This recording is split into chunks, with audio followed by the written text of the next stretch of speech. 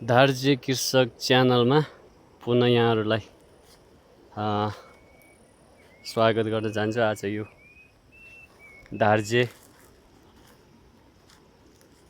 यो बिबी फर्मको यहाँ प्याज खेती अति उत्कर्ष अति राम्रो भएको छ।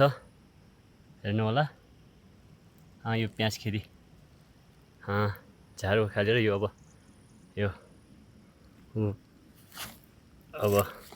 प्याज उगाउने बेला भयो। हेर्नुस् अर्गानिक जस्तो राम्रो भएको छ यो प्याज। यो कति ठुल्ठुलो हो हेर्नुस् प्याज यो सबै यहाँ अर्गानिक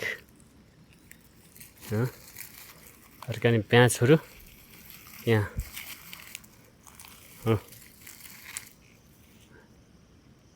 अर्गानिक प्याज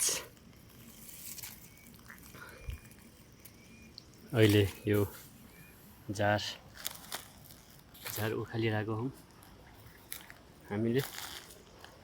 प्याजको यो अर्गानिक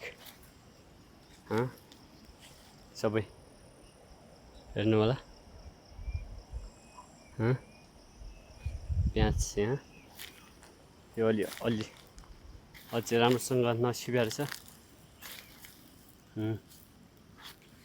हेर्नुहोस् प्याज अति राम्रो भएको रहेछ। यसलाई अति यो भैँसीको गोबर गाईको गोबर हाल्नुपर्ने रहेछ। यसलाई यदि यसमा बाख्राको हाल्यो भने यो छेनिक मात्र हुने रहेछ। त्यसैले यसलाई चाहिँ गोबर हुनुपर्ने रहेछ मलको लागि। यहाँ झार उखाल्दैछ यो बिबी फार्मको यो प्रोपाइटर यो सुनिता गुरुङ हो।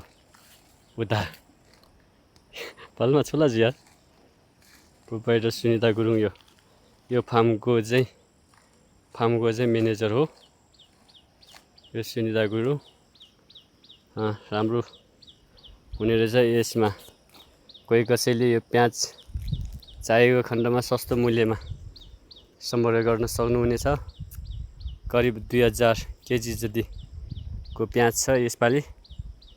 यो प्याज खै अब बिक्नलाई कता लाने भन्ने कुरा यहाँ अलमलमा परिरहेछौँ। अझै यहाँबाट फेरि उता परसम्म छ यो सबै झार छ यो भित्र। यसमा टन्नै छ यो तल केरागारीको यो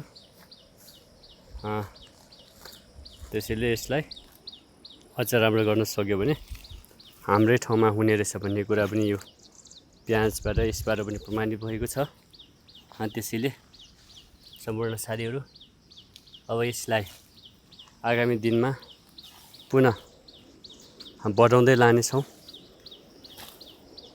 भन्ने म यहाँहरूलाई अवगत गराउँदै प्याजको खेती गर्दाखेरि यसरी गर्नुपर्ने रहेछ भन्ने लगभग यसपालि अनुभवी भएका छौँ।